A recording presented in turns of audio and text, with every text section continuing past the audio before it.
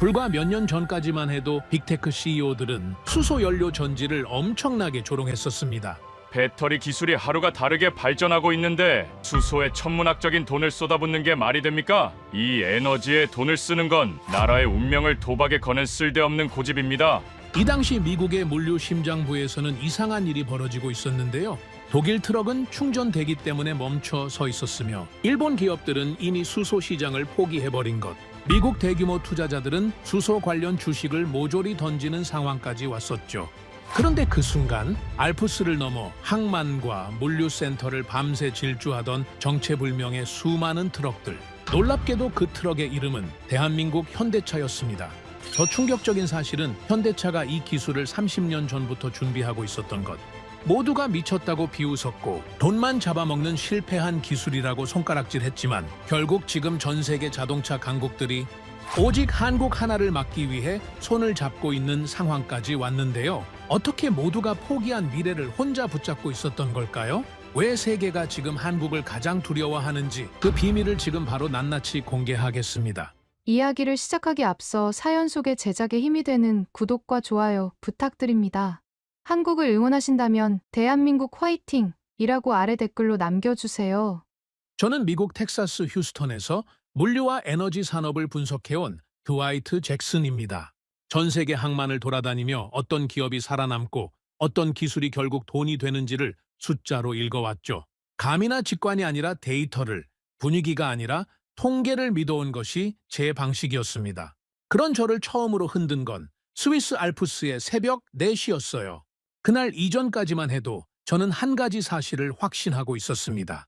수소는 이미 끝난 기술이라는 것이었죠. 그리고 그 확신에는 충분한 근거가 있었습니다.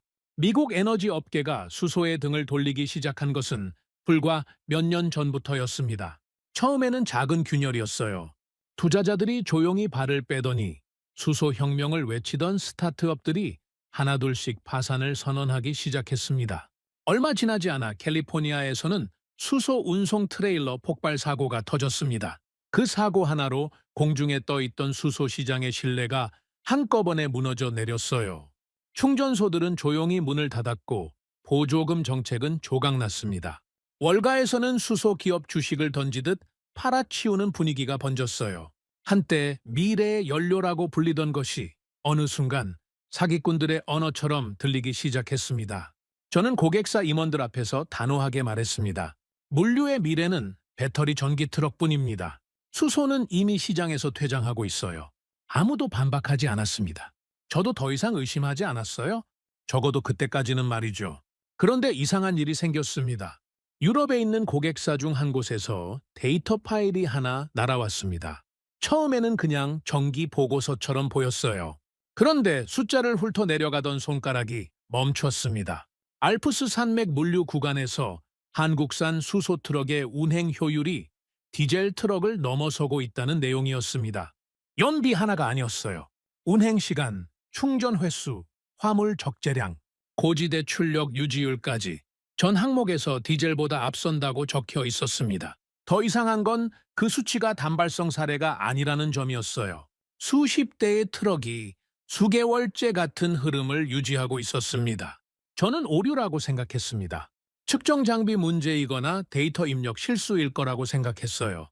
즉시 재확인 요청을 보냈고 이틀 뒤 답변이 왔습니다. 오류 없음. 저는 결국 직접 눈으로 확인하기로 했습니다. 그렇게 비행기를 타고 스위스로 향했어요. 공항문을 나서자마자 칼바람이 얼굴을 긁었습니다. 새벽 4시의 스위스 물류센터는 낮과 완전히 다른 공간이었어요. 하늘에서는 눈보라가 몰아쳤고 화물 컨테이너들이 흐릿하게 줄을 서고 있었습니다. 형광등이 바람에 흔들리고 지게차 소리와 무전 소리가 뒤섞였어요. 저는 잠시 그 풍경을 보며 서 있었습니다. 그런데 제 눈에 가장 먼저 들어온 건 멈춰 있는 것들이었습니다. 독일산 트럭들이 충전 구역 앞에 길게 늘어서 있었어요. 배터리를 채우는데 짧게는 40분, 길게는 1시간 이상이 걸리는 탓에 물류 흐름 전체가 멈춰 있었습니다. 기사들은 운전석 안에서 핸드폰을 보거나 컨테이너 옆에 기대어 담배를 피우고 있었어요. 유럽 최고 수준의 트럭들이 새벽 한복판에서 그저 기다리고 있었습니다. 그런데 한쪽에서는 전혀 다른 일이 벌어지고 있었어요. 한국산 수소 트럭들이 충전 구역에 들어오는가 싶더니 10분도 채 되지 않아 출발했습니다. 트럭이 멈추고 충전 노즐이 연결되고 계기판에 녹색불이 들어오고 기사가 올라타고 출발, 그 일련의 과정이 10분 이내에 끝났습니다. 그리고 그 트럭은 어둠 속으로 사라졌어요. 다음 트럭이 들어오고 같은 일이 반복됐습니다. 밤새도록이요. 저는 그 자리에서 꽤 오랜 시간 움직이지 못했습니다. 눈보라가 코트 속으로 파고들어도 발이 얼어도 그냥 서 있었어요. 눈앞의 풍경이 믿기지 않았던 것이 아니라 너무 명확하게 보였기 때문이었습니다. 독일 트럭은 줄을 서고 있었고 한국 트럭은 쉬지 않고 달리고 있었어요. 알프스 산악 구간의 오르막에서도 출력이 유지된다는 건 현장 관리자의 태블릿 화면에서도 확인할 수 있었습니다. 이건 실험이 아니었습니다. 시장이 이미 바뀌고 있었어요. 다음 날 오전, 저는 이 물류센터를 운영하는 스위스 업체 대표와 마주 앉았습니다. 50대 후반에 그는 커피를 내밀며 질문을 먼저 받겠다고 했어요. 저는 곧장 물었습니다. 왜 독일 트럭 대신 한국 트럭을 선택한 겁니까? 그는 잠시 컵을 내려다보다가 대답했습니다. 독일 트럭은 멋집니다. 그리고 비싸죠. 처음엔 저도 당연히 독일산을 선택했어요. 하지만 저는 자동차 컬렉터가 아닙니다. 저는 물류회사를 운영하는 사람이에요. 우리는 국적을 보고 트럭을 사지 않습니다. 돈이 되는 트럭을 삽니다. 저는 말문이 막혔습니다. 25년 경력의 분석가가 반박 한마디 하지 못했어요. 그 말은 짧았지만 아주 정확했습니다. 분석 보고서에 쓸 수 있는 말이 아니라 현장이 내린 판결이었습니다. 대표는 커피잔을 내려놓으며 한마디를 덧붙였어요. 한국은 이미 우리가 생각하던 것보다 훨씬 앞서 있었습니다. 호텔 방으로 돌아온 저는 노트북을 열었습니다. 현대자동차, 한국 수소 전략, 유럽 물류 데이터를 하나씩 검색하기 시작했어요. 처음에는 그냥 몇 가지 확인하고 자려고 했습니다. 그런데 어느새 창밖이 밝아오고 있었어요. 밤새 화면만 들여다보고 있었던 겁니다. 자료들을 거슬러 올라가다 보니 한 가지 의문이 생겼습니다. 도대체 한국은 언제부터 이 기술을 준비하기 시작한 것인가 하는 질문이었어요. 그 답을 찾아가던 중 화면에 낯선 단어 하나가 등장했습니다. IMF, 한국 외환위기, 국가 부도 위기, 나라 전체가 무너지던 그 시절. 저는 다시 읽었습니다. 현대차 수소 연구팀의 출발점이 바로 그 시기라고 적혀 있었습니다.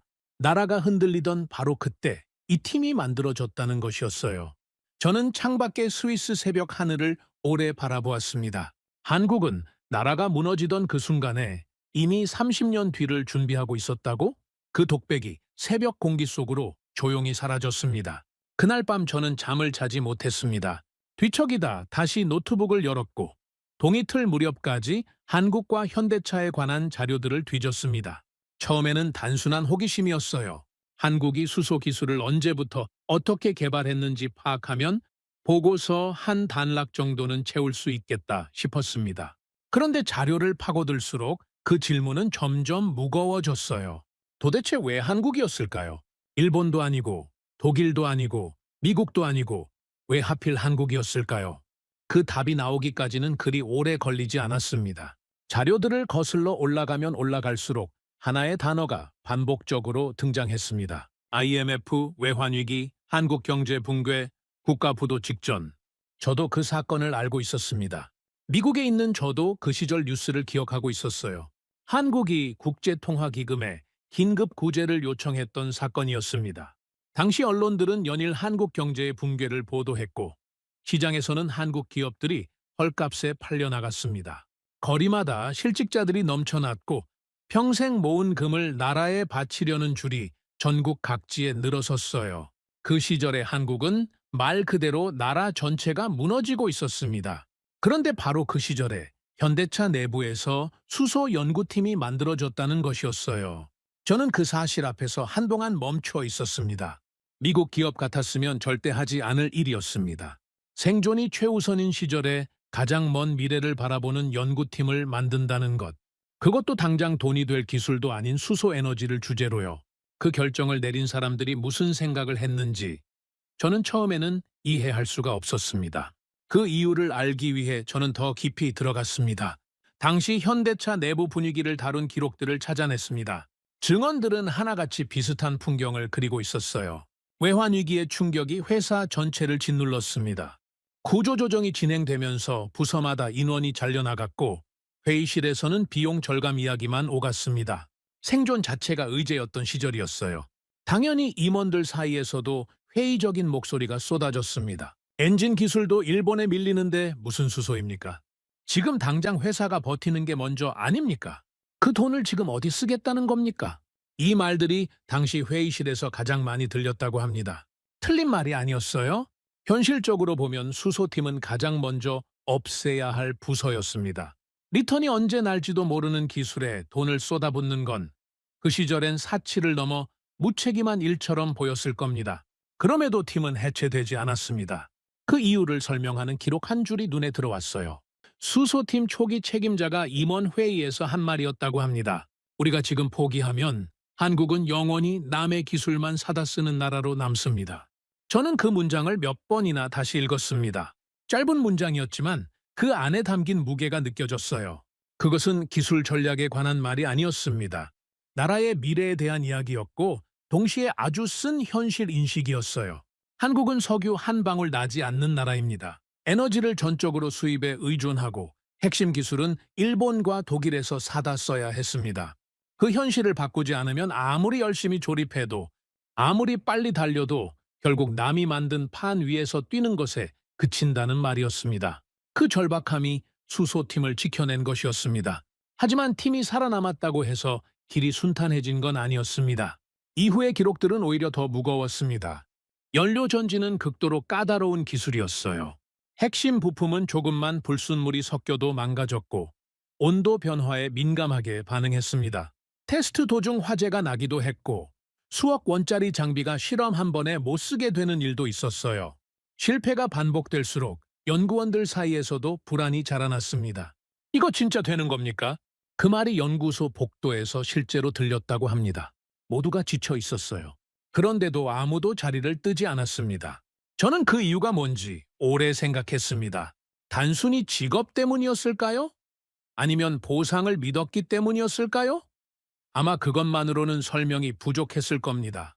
연구원들은 회사 차원의 명령 때문이 아니라 각자 안에서 나라에 대한 어떤 감정을 갖고 있었기 때문에 그 자리를 지킨 것이라는 생각이 들었습니다. 그 감정이 무엇인지 저는 조금 더 자료를 뒤지다가 오래된 인터뷰 영상 하나를 발견했습니다. 당시 수소팀에서 일했던 한 연구원의 인터뷰였어요. 화질이 거칠고 음성이 낮았지만 말 한마디 한마디는 선명하게 들렸습니다. 그는 담담하게 말했습니다. 그때는 모두가 우리를 미쳤다고 했어요. 회사도 힘들고 나라도 힘들고 그런데 뭘 수소 타령이냐고요.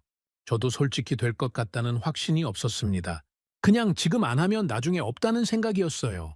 그때 시작하지 않았다면 한국은 지금도 남의 엔진만 조립하는 나라로 남아 있었을 겁니다. 저는 그 말을 듣고 한동안 화면을 끄지 못했습니다. 미국에서 25년을 살아온 저는 그동안 한국이라는 나라를 어떻게 생각했을까요? 솔직히 말하자면 자동차는 잘 만들지만 결국 미국과 유럽의 기술을 빠르게 따라오는 나라 정도로 여겼습니다. 창의성보다는 효율, 선도보다는 추격. 그게 제가 갖고 있던 한국에 대한 이미지였어요. 그런데 지금 화면 앞에 있는 저는 그 생각이 틀렸다는 걸 인정하기 시작하고 있었습니다. 이 사람들은 추격하지 않았습니다. 나라가 가장 힘들었던 순간에 아무도 가지 않으려 하는 길을 먼저 골랐습니다. 그리고 조롱받으면서도 실패하면서도 불안에 떨면서도 멈추지 않았어요. 그것은 기술 전략이 아니었습니다. 어떤 의미에서 그것은 철학이었습니다. 저는 처음으로 한국이라는 나라의 존경심을 느끼기 시작했습니다. 창밖은 이미 아침이 되어 있었습니다. 스위스의 해가 알프스 능선을 타고 올라오고 있었어요. 저는 컵에 식어버린 커피를 마시며 혼자 중얼거렸습니다. 이 사람들은 언제부터 이런 나라였을까?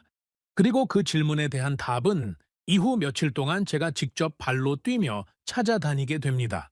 스위스에서 돌아온 뒤 저는 한동안 일이 손에 잡히지 않았습니다.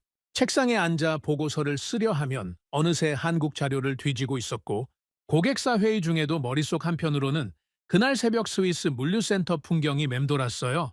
독일 트럭이 줄 서 있던 장면, 한국 트럭이 10분 만에 충전을 끝내고 어둠 속으로 사라지던 장면. 저는 결국 더 깊이 파고들기로 했습니다. 현대차가 수소 기술을 처음 시작한 것이 외환위기 시절이라는 건 이미 알았어요. 그렇다면 그 이후로 무슨 일이 있었을까요? 나라가 간신히 위기에서 벗어나고 세상이 점점 정상으로 돌아오는 동안 그 작은 연구팀은 어떤 시간을 보냈을까요? 그 이야기를 찾아가는 데는 시간이 좀 걸렸습니다. 초기 몇 년은 말 그대로 실패의 연속이었습니다. 연료전지 기술은 이론과 현실 사이의 거리가 극단적으로 먼 분야였어요. 실험실에서 작동하던 것이 실제 차량에 탑재하는 순간 전혀 다른 문제들을 터뜨렸습니다. 진동과 충격, 온도 변화, 습도 차이가 모두 변수였어요.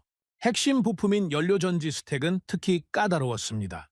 순도가 조금만 떨어지는 수소가 들어와도 성능이 급격히 떨어졌고 밀봉 기술이 조금이라도 허술하면 가스가 새어나왔습니다. 테스트 중 작은 화재가 나는 일도 드물지 않았어요. 실패 하나하나가 다 돈이었습니다. 수억 원짜리 장비가 실험 한 번에 못 쓰게 되고 수개월 걸려 만든 부품이 테스트 첫날 망가지는 일이 반복됐어요. 연구비는 계속 늘어나는데 성과는 보이지 않았습니다. 당연히 회사 내부에서 압박이 커졌어요.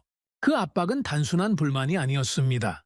실제로 팀 해체를 요구하는 목소리가 임원회의에서 여러 차례 올라왔어요. 이 프로젝트는 밑 빠진 독입니다. 언제 수익이 납니까? 올해입니까? 5년 뒤입니까? 10년 뒤입니까? 이 돈으로 엔진 기술을 더 개선하는 게 현실적이지 않겠습니까? 그 비판에 수소팀이 쉽게 반박할 수 없었던 것은 반은 맞는 말이었기 때문이었습니다. 게다가 밖을 보면 상황은 더 암울했어요. 수소차 시장에서 가장 앞서 있는 건 일본이었습니다. 도요타와 혼다는 이미 연료전지 기술에서 상당한 수준에 올라 있었고 특허 장벽도 높았어요. 독일은 정밀 제조 기술과 부품 공급망에서 압도적 우위를 갖고 있었습니다. 한국은 핵심 부품 대부분을 외국에서 들여와야 했어요. 국산화율이 낮다는 건 단순히 기술 부족의 문제가 아니었습니다. 비용 구조 자체가 경쟁에 불리하다는 의미였고 유사시 공급망이 끊길 수 있다는 취약점이기도 했어요. 당시 세계 언론은 명확한 입장을 갖고 있었습니다. 한국은 일본을 따라잡을 수 없다는 것이었어요. 저도 그 시절 업계에서 비슷한 이야기를 들었던 기억이 납니다. 수소차 경쟁에서 한국을 진지하게 언급하는 사람이 없었어요. 도요타와 혼다의 이름은 나와도 현대차는 없었습니다. 시장에서 한국은 후보가 아니었어요. 그런데 현대차는 거기서 멈추지 않았습니다. 어느 시점부터 팀 내부에서 전략이 달라지기 시작했어요. 더 이상 일본이나 독일의 방식을 따라가지 않기로 한 것입니다.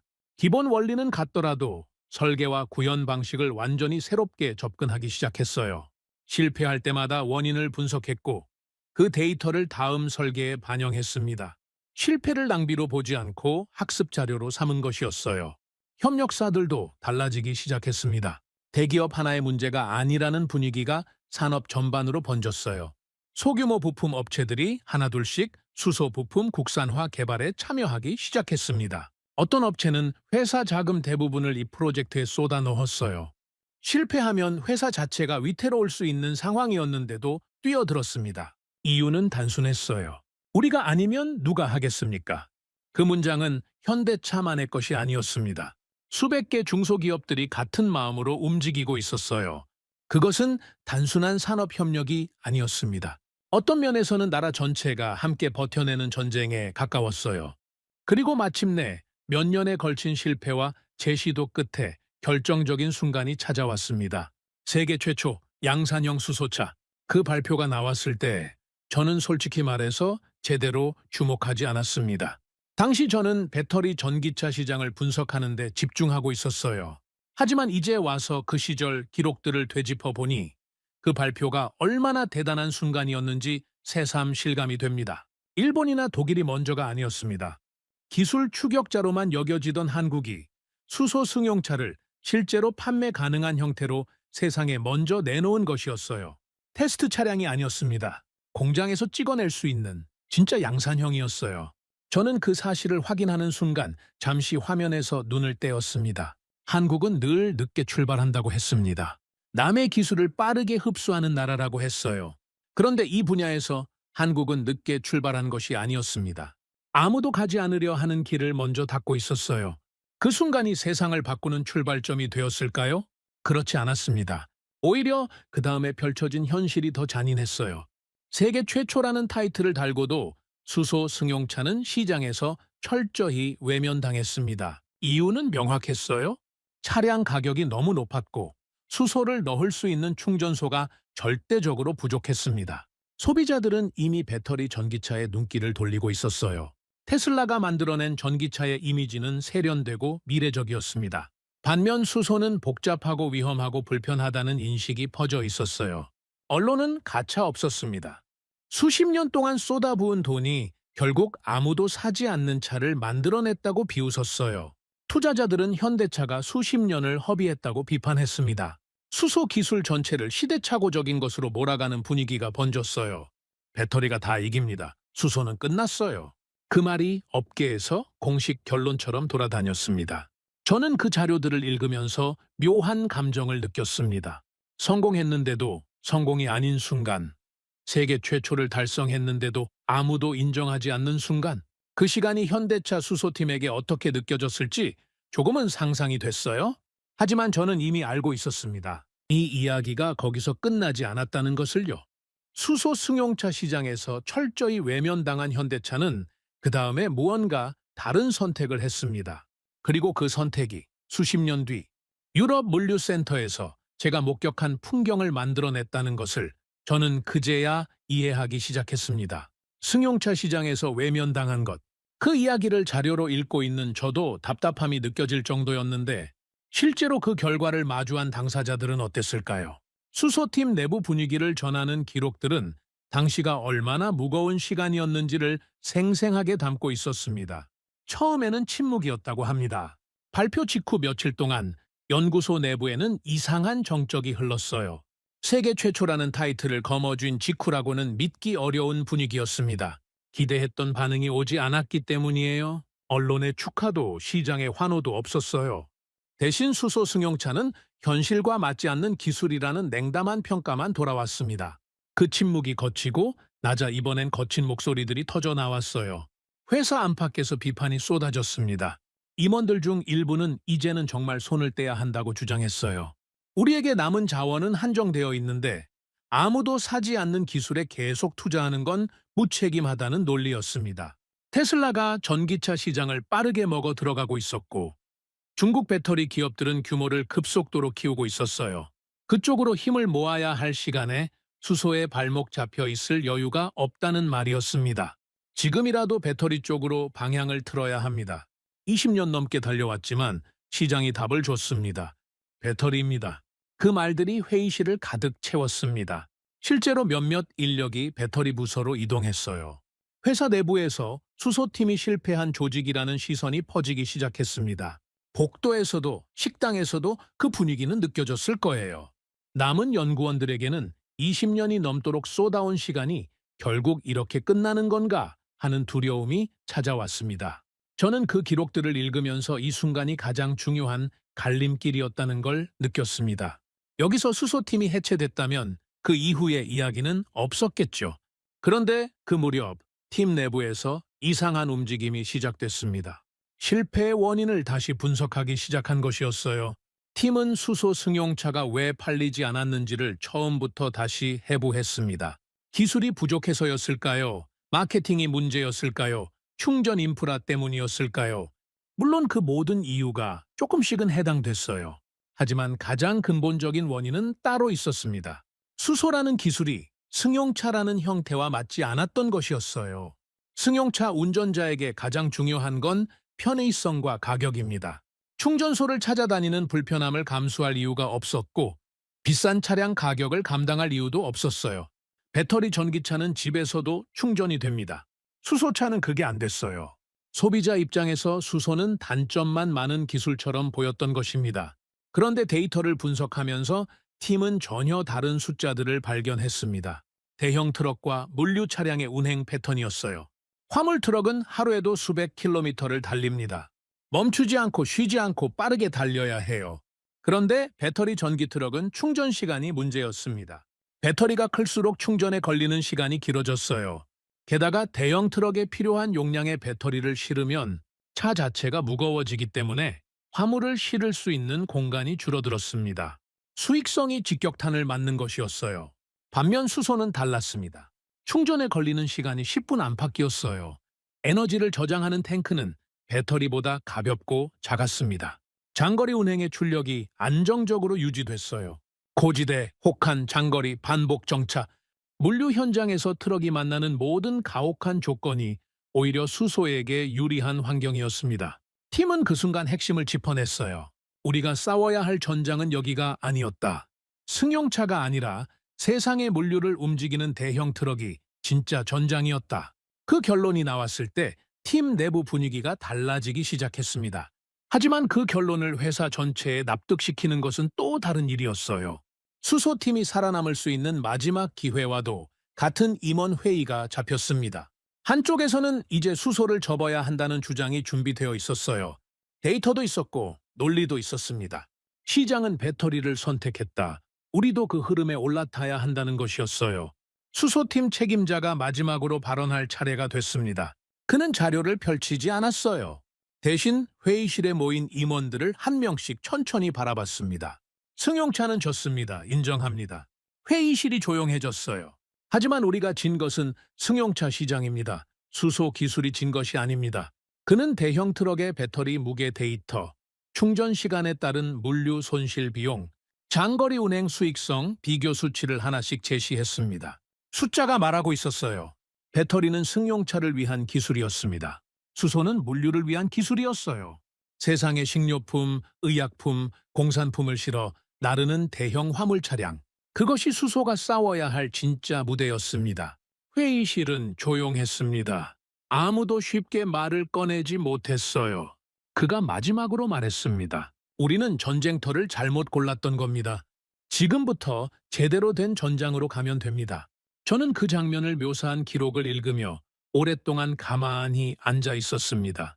미국 기업이었다면 어땠을까요? 아마 그 회의에서 수소팀은 해체됐을 겁니다. 실패한 기술에 미련을 갖고 있는 사람들, 어서 정리하고 다음 기회를 잡아야 한다는 쪽이 이겼을 거예요. 합리적 판단이었을 겁니다. 시장은 이미 배터리를 선택했으니까요. 그런데 한국은 달랐습니다. 실패를 끝으로 보지 않았어요. 방향을 수정하는 신호로 받아들였습니다. 20년이 넘도록 쌓아온 기술을 버리지 않고 그 기술이 진짜 빛을 발할 수 있는 다른 무대를 찾아냈어요. 그 결정이 이후 유럽 물류 시장 전체를 뒤흔들게 될 것이라는 걸 그 회의실 안에 있던 사람들 중 몇 명이나 상상했을까요? 저는 그 질문을 머릿속에 담은 차에 다음 이야기로 넘어갔습니다. 한국이 찾아낸 새로운 전장, 그 첫 번째 무대는 스위스였습니다. 그리고 그 선택이 왜 스위스였는지를 알게 됐을 때 저는 다시 한번 깊은 인상을 받았습니다. 한국은 가장 쉬운 길을 고르지 않았습니다. 가장 어려운 곳을 먼저 정복하기로 했습니다. 현대차가 상용 수소 트럭의 첫 번째 해외 시장으로 스위스를 선택했다는 사실을 알게 됐을 때 저는 처음에는 이해가 되지 않았습니다. 물류산업의 논리로 보면 첫 해외 시장은 보통 가장 우호적인 곳을 고릅니다. 규제가 유연하거나 경쟁이 덜하거나 인프라가 잘 갖춰진 곳이요. 실패해도 타격이 크지 않은 곳에서 먼저 입증하고 그 다음에 더 어려운 시장으로 확장해 나가는 것이 일반적인 순서입니다. 그게 상식이에요. 그런데 한국은 정반대로 갔습니다. 스위스는 세계에서 환경 규제가 가장 강한 나라 중 하나입니다. 배출 기준이 극도로 엄격하고 기후 관련 정책에 가장 민감한 소비자들이 사는 곳이에요. 게다가 지형 자체가 물류 트럭에게는 악몽이나 다름없었습니다. 알프스 산악 지형은 오르막과 내리막이 반복되고 겨울에는 눈보라가 몰아칩니다. 기온이 급격히 떨어지고 노면이 얼어붙는 환경에서 트럭이 안정적으로 달릴 수 있느냐는 것. 그것이 스위스 물류의 일상적인 조건이었어요. 디젤 트럭도 힘들어하는 환경에서 검증이 채 끝나지 않은 수소 트럭을 투입한다는 것은 무모하게 보일 수 있었습니다. 현대차 내부에서도 반대 의견이 나왔다고 합니다. 왜 하필 가장 어려운 시장입니까? 조금 더 쉬운 곳에서 먼저 성과를 쌓고 나서 유럽으로 들어가면 안 됩니까? 그 물음에 대한 답은 단호했습니다. 가장 어려운 곳에서 통하면 세계 어디서든 통합니다. 그 전략 하나가 이후 모든 것을 바꾸게 됩니다. 스위스 진출을 준비하면서 현대차는 또 하나의 중요한 결정을 내렸습니다. 트럭을 그냥 팔지 않기로 한 것이었어요. 물류업체 입장에서 수소 트럭을 구입하는 것은 큰 결단이 필요한 일이었습니다. 차량 가격도 높지만 고장이 났을 때 어떻게 할 것인지, 부품 조달은 될 것인지, 중고 가격은 얼마나 받을 수 있는지, 이 새로운 기술이 5년 뒤에도 쓸 수 있는 기술인지 아무도 보장해주지 않았습니다. 아직 검증이 부족한 기술에 선뜻 큰 돈을 쓸 회사는 많지 않았어요. 현대차는 그 문제를 전부 자기 쪽에서 떠안기로 했습니다. 차량을 구매하는 것이 아니라 빌리는 방식이었어요. 물류업체는 달린 거리만큼 요금을 냈습니다.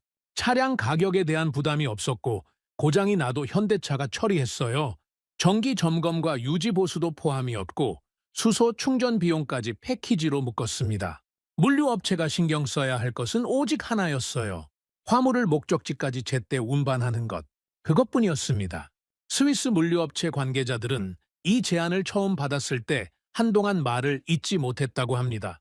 차를 사는 게 아니라 수익을 사는 거네요. 그 말이 업계에서 빠르게 퍼졌습니다. 독일과 유럽의 기존 상용차 업체들이 트럭을 팔고 거기서 끝내는 동안 한국은 물류업체가 돈을 버는 구조 자체를 만들어주고 있었어요. 기술을 파는 것이 아니라 운영 방식을 통째로 바꾸는 것이었습니다. 그 전략이 효과를 발휘하기 시작하는 데는 오랜 시간이 걸리지 않았습니다.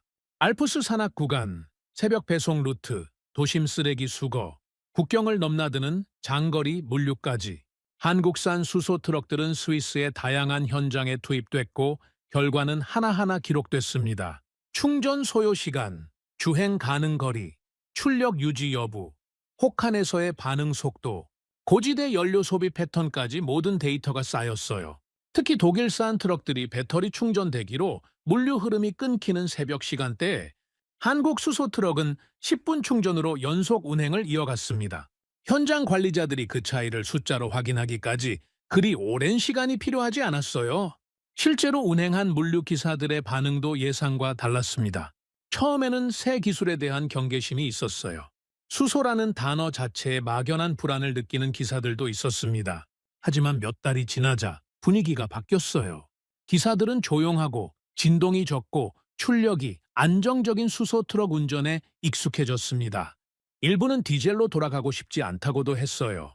저는 그 증언들을 읽으며 기술이 현장에 뿌리내리는 순간을 느꼈습니다. 이건 보고서 숫자가 아니었어요. 실제로 밥벌이를 하는 사람들이 선택하고 있었습니다. 현대차가 스위스에서 쌓아가는 것은 단순한 판매 성과가 아니었어요. 누적 주행 거리가 늘어날수록 경쟁사들이 절대 흉내낼 수 없는 것이 쌓이고 있었습니다. 바로 실전 데이터였어요. 실험실에서 나온 데이터와 실제 도로 위에서 수년간 쌓인 데이터는 차원이 다릅니다.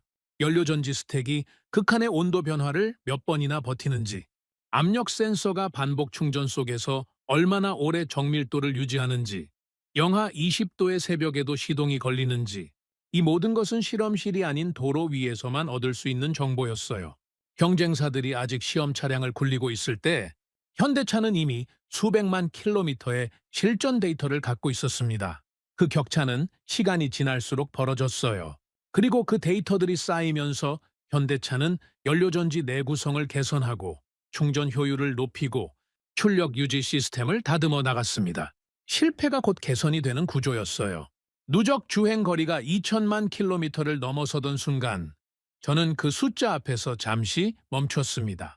경쟁사들이 여전히 카탈로그와 시뮬레이션을 들고 유럽 물류업체를 찾아다닐 때 한국은 이미 실제 도로 위에서 답을 내고 있었어요.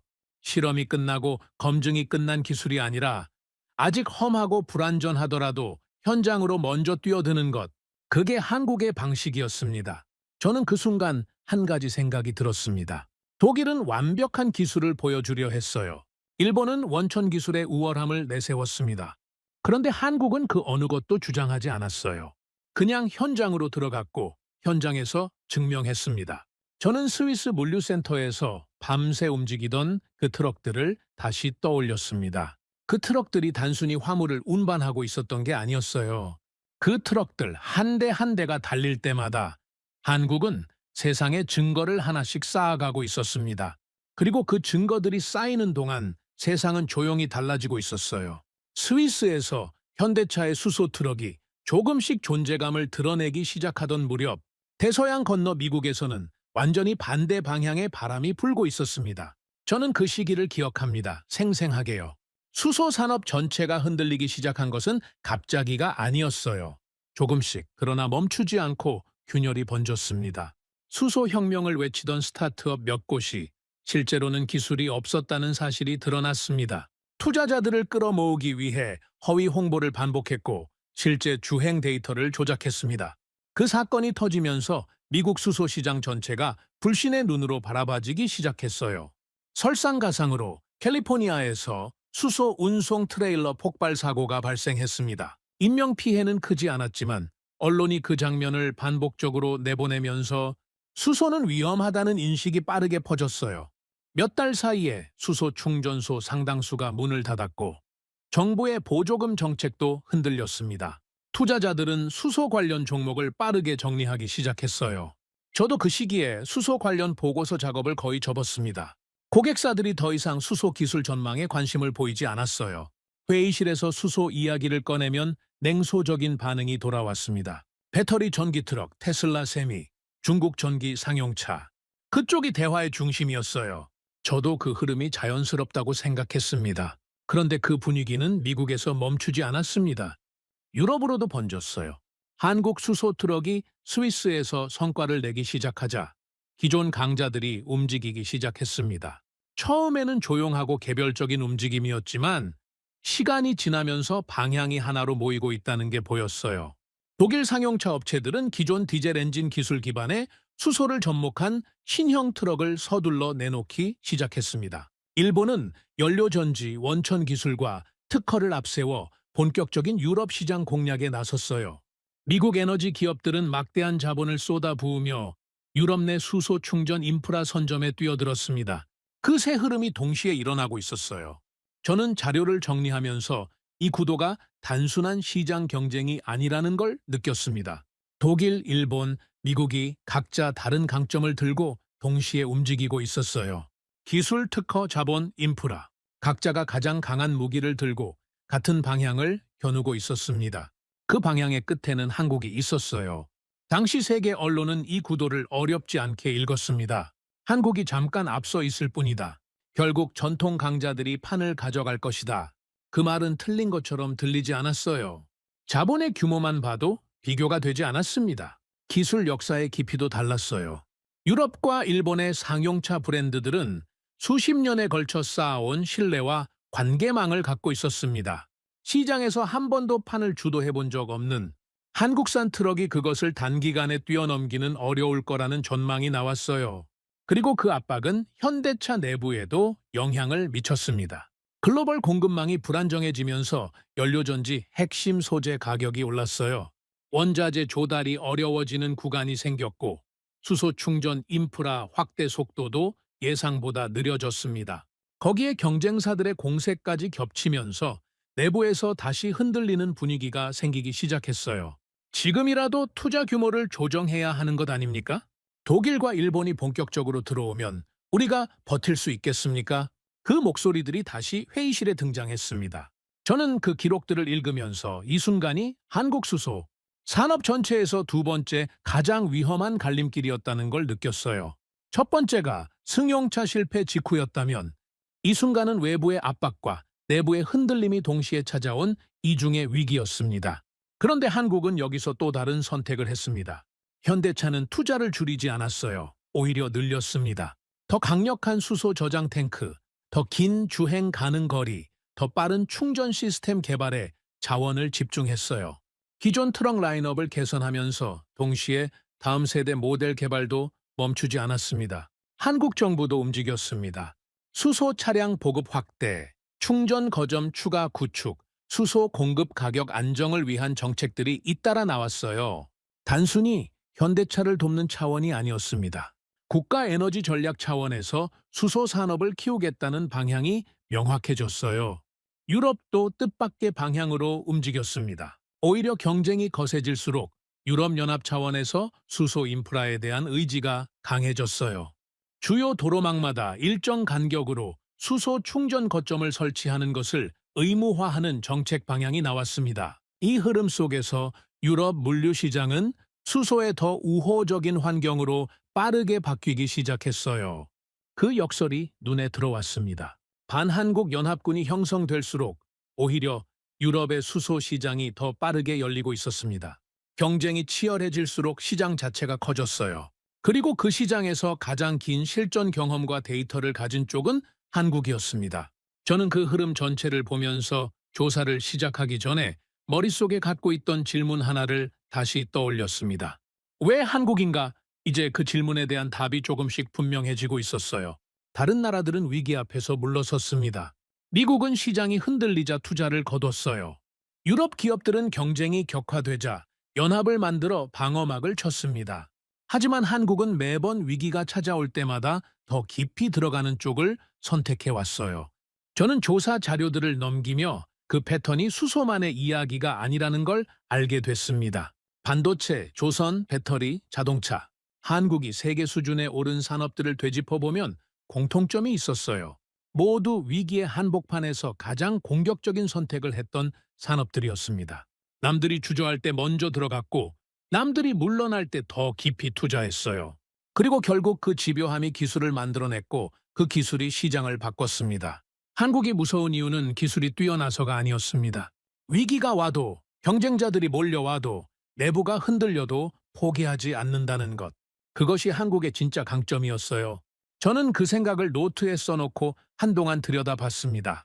숫자나 데이터로 표현할 수 없는 결론이었지만 25년간 현장을 돌아다닌 사람으로서 이 결론이 틀리지 않는다는 걸 직감으로 알 수 있었어요. 그리고 그 직감은 이후 벌어진 일들로 완전히 확인됩니다. 저는 분석가로 살아오면서 시장의 흐름을 꽤 많이 봐왔습니다. 기업이 새로운 기술로 기존 강자들을 위협할 때 어떤 일이 벌어지는지 저는 몇 차례 목격했어요. 처음에는 무시합니다. 그 다음에는 견제합니다.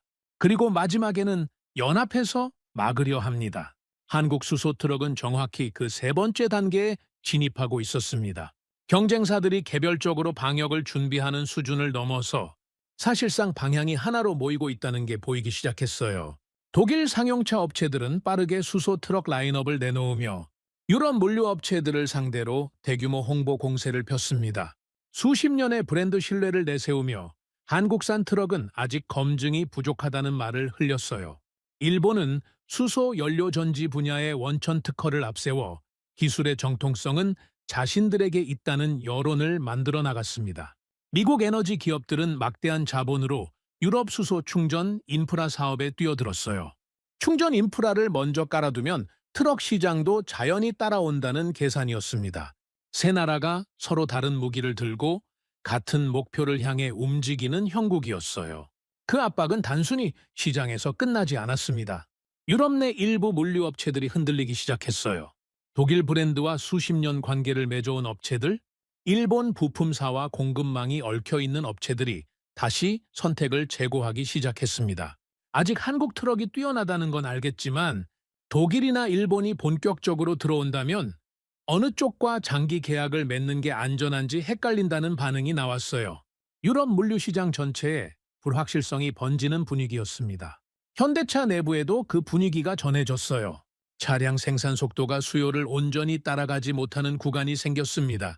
공급망 일부에서 병목이 생기면서 납기가 늦어지는 사례도 있었어요. 경쟁사들은 그 빈틈을 파고들었습니다. 한국은 기술은 좋을지 몰라도 공급 안정성이 부족하다는 말이 나돌기 시작했어요. 이대로면 지금까지 쌓아온 것들을 모두 잃을 수 있습니다. 그 경고가 현대차 내부에서 나오기 시작했습니다. 저도 그 시기에 유럽 물류업계 관계자들과 연락을 주고받으면서 비슷한 우려를 들었어요.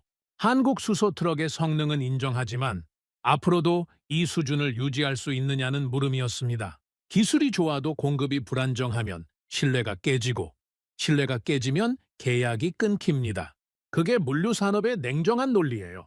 저는 솔직히 그 시점에서 한국이 밀릴 수도 있겠다는 생각을 했습니다.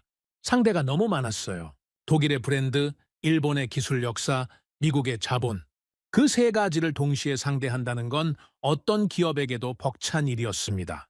그런데 현대차는 그 순간 전혀 다른 방식으로 방역에 나섰어요. 경쟁사들이 홍보 자료와 브랜드 가치를 내세울 때 현대차는 숫자를 꺼냈습니다.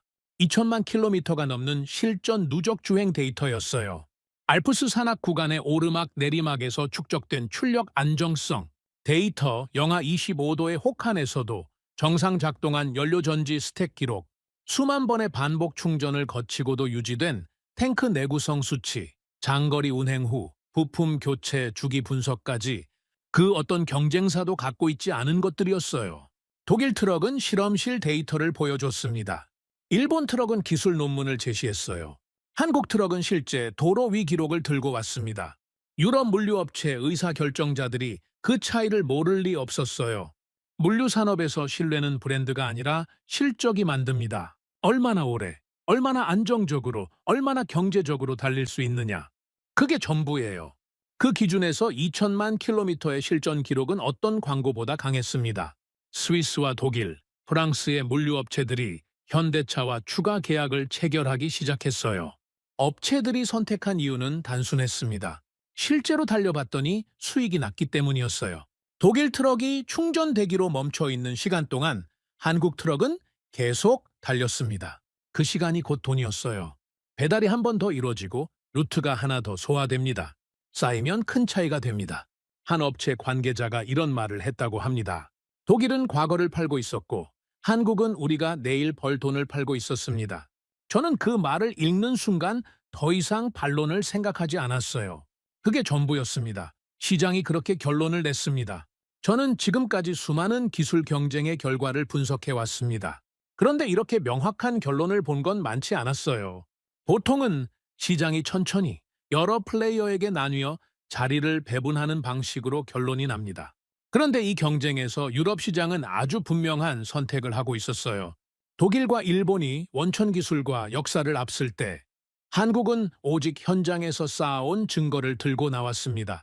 그리고 증거가 이겼습니다. 저는 유럽 항만에서 출발 준비를 하는 한국 수소트럭 행렬을 바라보며 오랫동안 서 있었습니다. 불과 몇 달 전, 저는 이 기술이 끝났다고 단언한 사람이었어요. 수소는 배터리에게 시장을 넘겨주게 될 것이라고 보고서에 썼고, 고객사 회의에서 그 결론을 직접 발표했습니다. 그 말들이 지금 눈앞의 풍경 앞에서 얼마나 초라하게 들리는지 몰랐어요. 저는 그날 처음으로 스스로에게 인정했습니다. 내가 틀렸다고요? 그리고 이어서 생각했어요. 나만 틀린 게 아니었다. 독일이 틀렸고, 일본이 틀렸고, 월가가 틀렸다. 우리 모두가 한국을 잘못 보고 있었어요. 대한민국은 이미 세계 물류의 규칙을 바꾸고 있었습니다. 저는 한국에서 태어나지 않았고, 한국에서 살아본 적도 없습니다. 한국어도 모르고, 한국 음식은 김치 정도만 알던 사람이에요. 그런 제가 지금 이 이야기를 하고 있다는 것이 스스로도 조금 신기합니다. 스위스 물류센터에서 처음 그 풍경을 목격한 이후 저는 몇 달에 걸쳐 한국 수소산업 전체를 추적했습니다. 처음에는 분석가로서의 직업적 의무감이었어요. 고객사에 정확한 정보를 전달해야 했으니까요. 그런데 어느 순간부터 이 조사는 단순한 업무가 아니게 됐습니다. 궁금해졌어요. 개인적으로요. 이 나라는 도대체 무엇으로 만들어진 나라인가? 수소트럭 이야기를 계속 따라가다 보면 반드시 만나게 되는 장면이 있었습니다. 외환위기 시절의 한국이에요. 저도 그 사건을 뉴스로 봤습니다. 하지만 그건 정말 뉴스로만 봤던 거예요. 숫자로 봤고 경제 분석 자료로 봤습니다.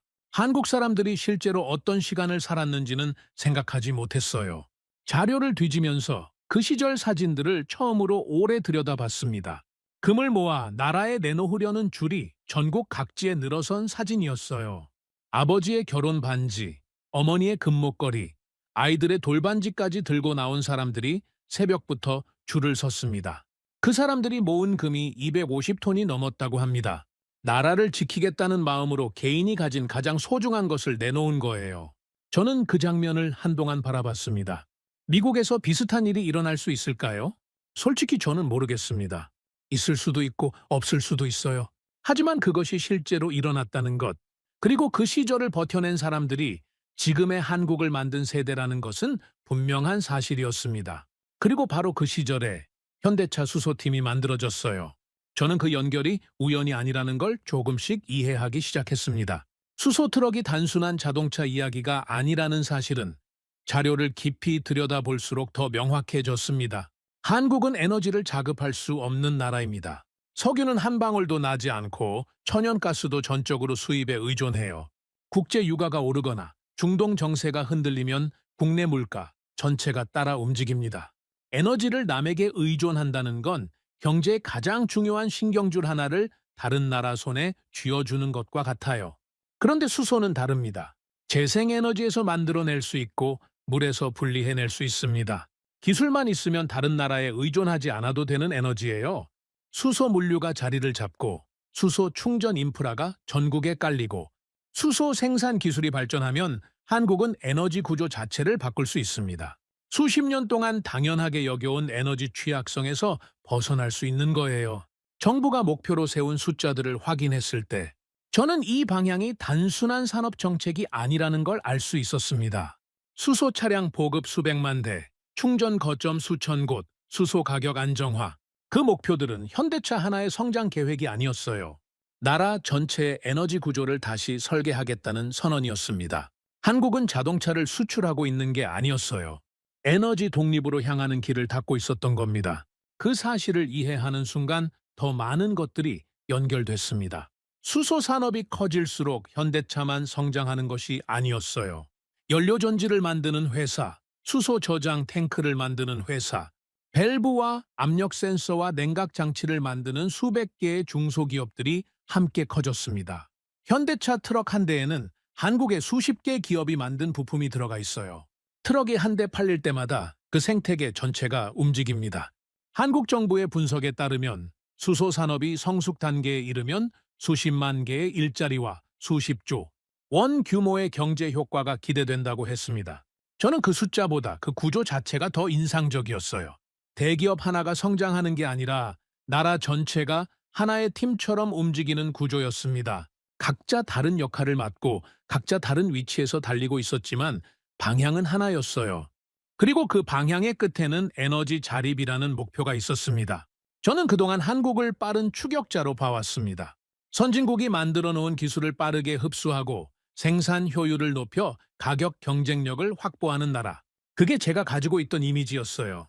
그런데 이제 저는 그 이미지가 완전히 틀렸다는 걸 압니다. 한국은 추격하지 않았어요. 나라가 가장 힘들던 순간에 남들이 가지 않으려는 길을 먼저 골랐습니다. 수십 년 동안 실패하고 조롱받고 외면당하면서도 그 길을 놓지 않았어요. 그리고 마침내 그 길이 세상의 물류를 움직이는 간선도로가 됐습니다. 저는 유럽 항만에서 밤새 출발을 준비하는 한국 수소 트럭들을 바라봤습니다. 컨테이너들이 트럭 위에 실렸고 기사들이 운전석에 올라탔습니다. 한 대씩 또 한 대씩 출발했어요. 조용했습니다. 디젤 트럭처럼 요란하게 굉음을 내지 않았어요. 그냥 조용히, 그러나 멈추지 않고 앞으로 나아갔습니다. 저는 그 모습을 보면서 수십 년 전 연구소 복도에서 실패 보고를 들으며도 포기하지 않았던 연구원들을 떠올렸어요. 금반지를 들고 새벽부터 줄을 서던 평범한 한국 사람들을 떠올렸습니다. 회의실에서 모두가 접으라고 할 때 마지막으로 발언하던 수소팀 책임자를 떠올렸어요. 그 사람들이 포기했다면 지금 이 풍경은 없었을 겁니다. 저는 평생 미국이 미래를 만든다고 믿었습니다. 하지만 이번만큼은 달랐어요. 미래는 이미 저 트럭 위에 도착해 있었습니다. 그리고 그 미래의 운전석에는 대한민국이 앉아 있었습니다. 이 이야기가 어떠셨나요? 수소라는 기술이 단순한 자동차 이야기가 아니라 한 나라가 위기를 어떻게 기회로 바꾸는지에 관한 이야기라는 걸 느끼셨다면 저도 기쁠 것 같습니다. 대한민국은 자원 하나 없이 세계 최초 양산형 수소차를 만들어낸 나라입니다. 외환위기의 폐허 속에서 시작된 한 줄기 집념이 결국 유럽과 미국의 물류 심장부를 바꾸는 기술로 자라났어요. 그것이 대한민국의 힘입니다. 구독과 좋아요로 응원해 주시면 더욱 재미있는 이야기로 찾아뵙겠습니다. 해외 감동 사연을 소개해드리는 스페셜 코리아였습니다. 감사합니다.